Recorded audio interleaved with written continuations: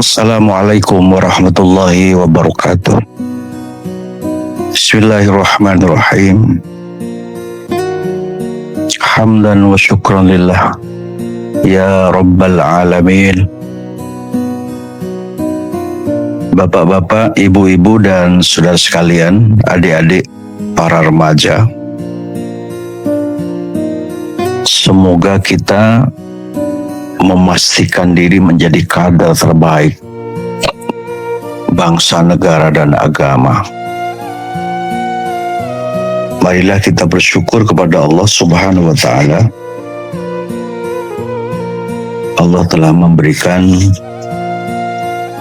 nikmat iman, nikmat Islam, dan semoga kita mampu menghiasi diri dengan akhlakul karimah.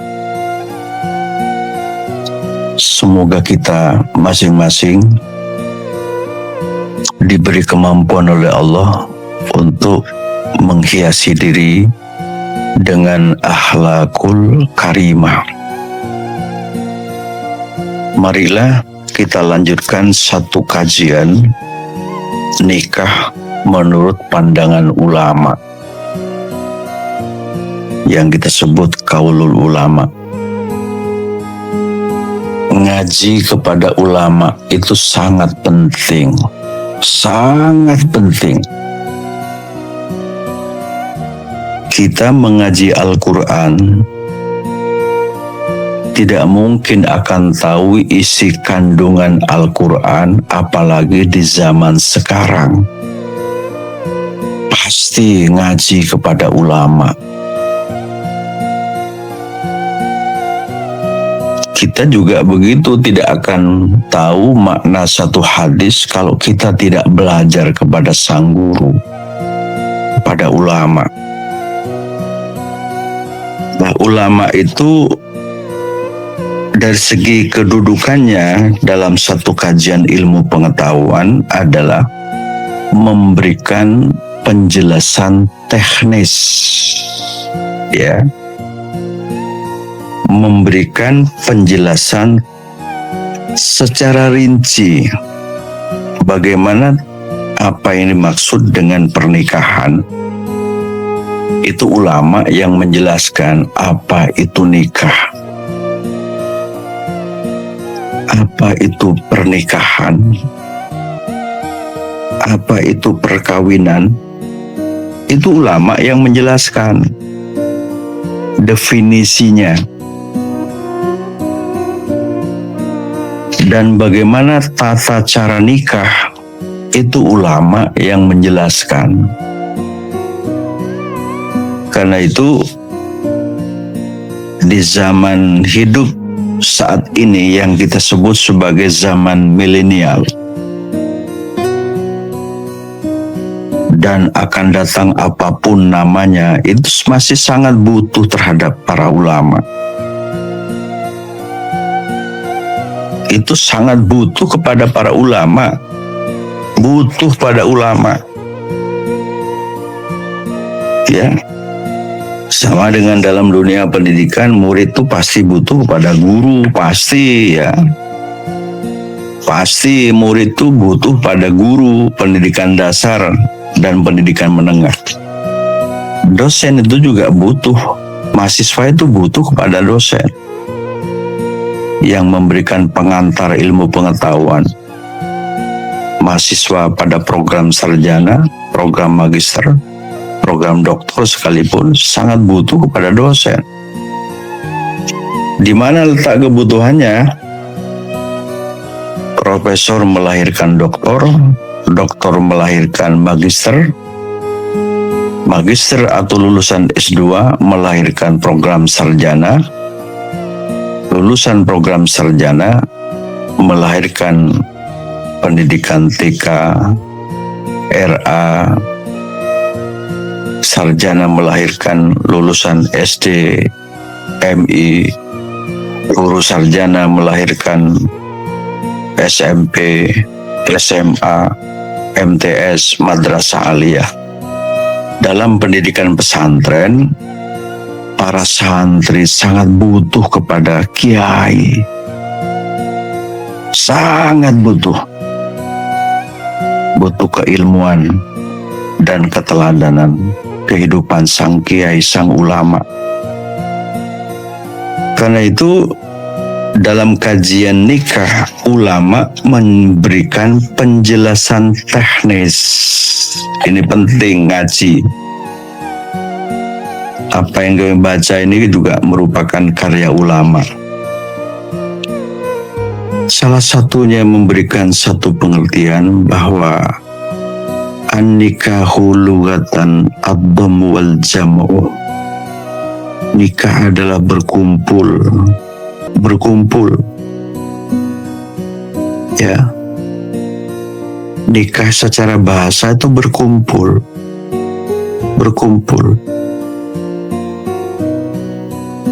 Kalau menurut syariah, apa itu menurut syariah?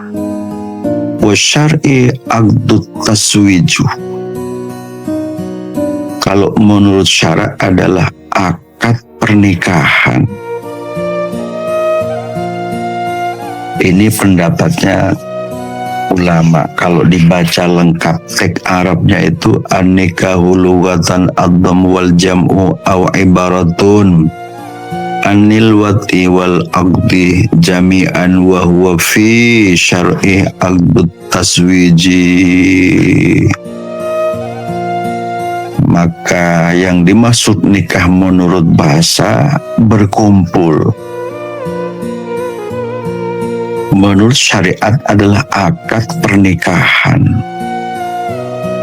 Ada yang berpendapat juga ulama, wan nikahu yutlaqu lughatan anid dhammi wal wad'i wal aqdi wa yutlaqu syar'an ala aqdil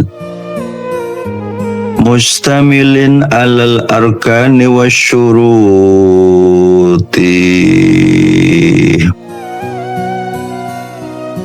Maka nikah adalah berkumpul menurut syara. Menurut syara adalah sebuah akad yang mengandung rukun dan syarat. Jadi akadnya itu ada rukun, ada syarat tertentu. Nah ini bisa kita paham seperti ini karena kita ngaji kepada teks yang dikarang oleh para ulama. Karena ngaji kepada para ulama. Apa kajiannya? Adalah kajian fikih. Wan nikahu mustahabun liman yahtaju ilaihi. Nikah itu dianjurkan bagi orang yang membutuhkannya. Nikah itu dianjurkan bagi orang yang membutuhkannya. Maka timbul apa yang namanya hukum nikah. Nanti kita kaji secara khusus.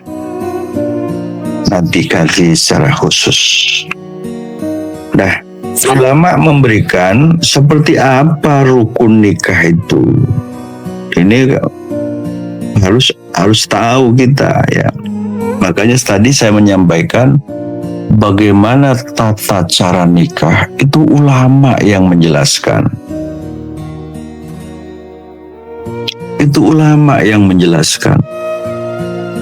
Makanya sangat dangkal keilmuan kita secara bersama-sama kalau mengabaikan qaulul ulama. Itu menunjukkan ilmu kita masih jauh dari kesempurnaan kalau kita tidak ngaji kepada ilmunya para ulama. Maka karena penjelasan teknis ulama itu, maka antara lain satu ulama menjelaskan apa saja rukun nikah itu yang harus terpenuhi. Ya, apalagi di zaman sekarang tidak cukup laki perempuan cinta saling mencintai, saling mengasihi, ya harus melalui pintu nikah. Ya, harus melalui pintu nikah. Faslun fi arkanin nikahi wa ghairiha. Satu bab yang menerangkan tentang rukun nikah yang harus terpenuhi. Arkanuhu, salah satu rukun di dalam nikah, rukun nikah itu ada 5. Arkanuhu homsatun, rukun nikah itu ada 5. Zaujun, yang pertama mempelai pria harus ada. Kalau nggak ada calon suami, memangnya mau nikah dengan siapa? Wa zaujatun, yang kedua mempelai putri wanita. Kalau nggak ada putrinya, nggak ada calon istrinya, memangnya laki-laki mau kawin dengan siapa sih? Wa waliyun, juga ada walinya.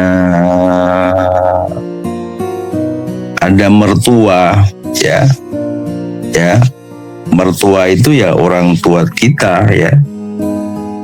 Jadi ada calon suami, ada calon istri, juga ada walinya, ada orang tua yang menikahkan, ya.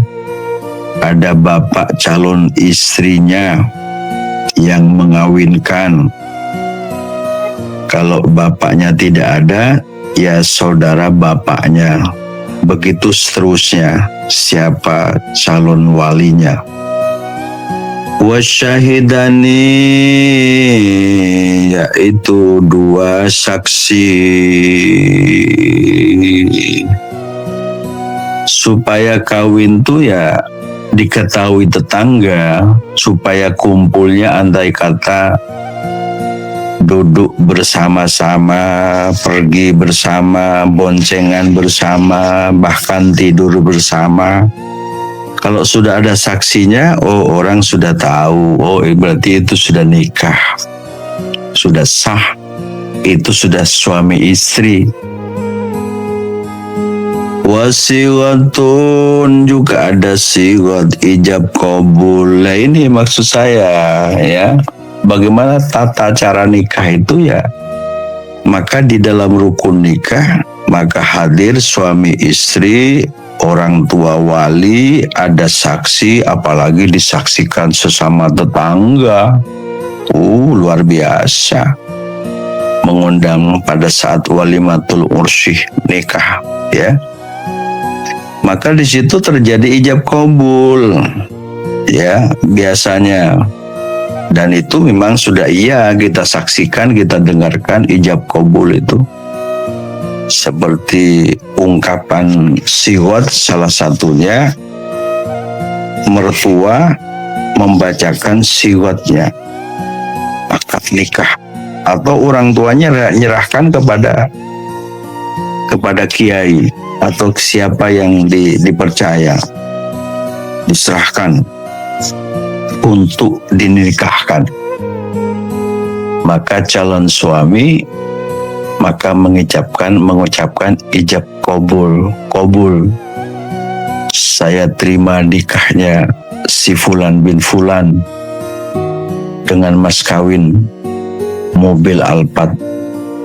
Saya bayar secara kontan, misalnya gitu, ya. Ya kalau lengkapnya ya sikot nikah itu ya nanti kita jelaskan lebih lanjut. Nanti akan kita jelaskan. Artinya kita sampaikan kepada Bapak Ibu dan saudara-saudara, nggak boleh orang melakukan pernikahan itu cuman iya sekata apabila cuman laki dan perempuan. Maka harus ada orang yang menikahkan. Siapa? Dia walinya. Maka ada saksi. Maka ulama tentukan ada siwat ijab qabul. Nah, andai kata tidak ngaji kepada para ulama, kita tidak ngerti apa ijab kubur, seperti angkah tuka wazawajtuka makhtubataka Zainab binti Abdullah bimahri dan seterusnya, ya. Angkahtuka wa zawwajtuka makhtubataka Zainab binti Abdullah bimahri sayyaru al-fatin. Lalu sang suami mengucapkan, qabiltu nikaha wa tazwijaha bil mathil madhkur halan. Terjadilah proses akdun nikah, siwat nikah antara si fulan dan si fulan. Setelah itu lalu berdoa bersama-sama, barakallahu lakum, barakallahu lakuma wa baraka alaikuma wa jama'a bainakuma fi khairin wa ja'ala bainakuma mawaddata wa rahmah wa barakatan wa razaqahuma dzurriyyatas salihah. Amin ya rabbal alamin. Siwat nikah yang saya baca itu tidak saya baca secara keseluruhan, ya. Namun nanti akan kita lakukan kajian lebih lanjut. Salah satunya adalah praktek akdun nikah, prosesi pernikahan. Nanti kita lanjutkan pada kajian berikutnya. Wassalamualaikum warahmatullahi wabarakatuh.